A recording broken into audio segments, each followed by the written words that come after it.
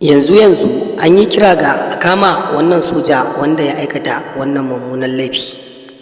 A yanzu haka mun zo muku da cikakken rahoton wannan mata wacce aka sani da suna Usaina, wadda aka aikata wa mijinta Abbas ɗanyen aiki. Duk wanda ya saurari bidiyon wannan mata ya san bidiyo ne wanda ke cike da abin mamaki da kuma abin tausayi a tattare da lamarin, wanda an ci zarafin wannan mata, an ci zarafinta ba kaɗan ba. Duk wanda ya kalli bidiyon ya ji jawabin da matar ta yi akan wannan cin zarafi da mai gidan mijinta ya aikata mai a gurin aiki. Mijin wannan mata sojan ruwa ne wanda ke da matsayin seaman, wanda mai gidansa ya aikata mai wani mummunan aiki. Kowa ya ji wannan zalunci da aka yi wa wannan mata, sai ya ce ya kamata a ce gwamnati ta shiga lamarin nan domin a kawo ƙarshen wannan zalunci da aka yi aikatawa a ƙasar tamu ta Najeriya. Mutane da dama suna ta kiraye-kiraye a social media akan cewa a kama wannan mutumi, a bincike shi a tattare da wannan labari da matar wannan soja ta badar.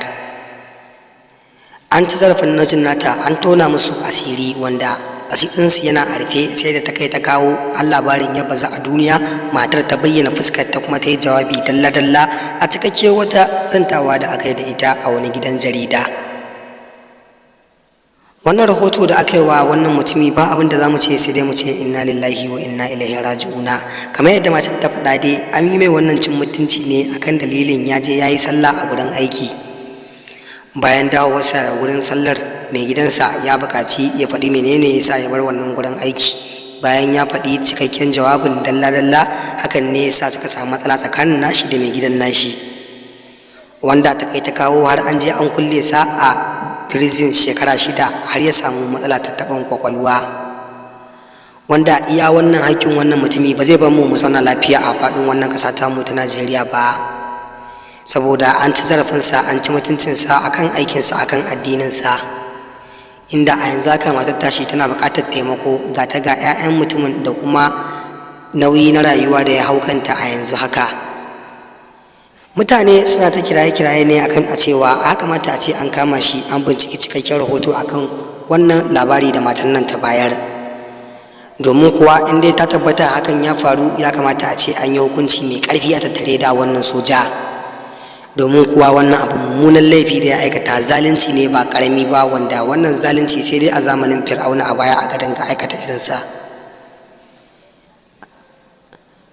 Ƙasar tamu ta Najeriya gaskiya tana buƙatar gyara mai ƙarfi, in dai a haka za a tafi, domin kuwa wannan soja ya buƙaci a ce an bincike a kansa ba kaɗan ba, domin ƙwato wannan mata da kuma dangin wannan mijina ta haƙƙinsu.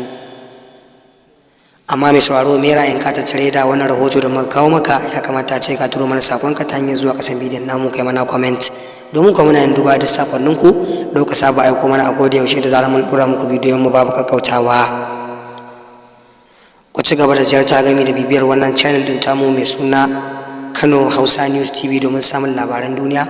labarai daga cikin masana'antar ta Kannywood da kuma labaran siyasa gabaki daya.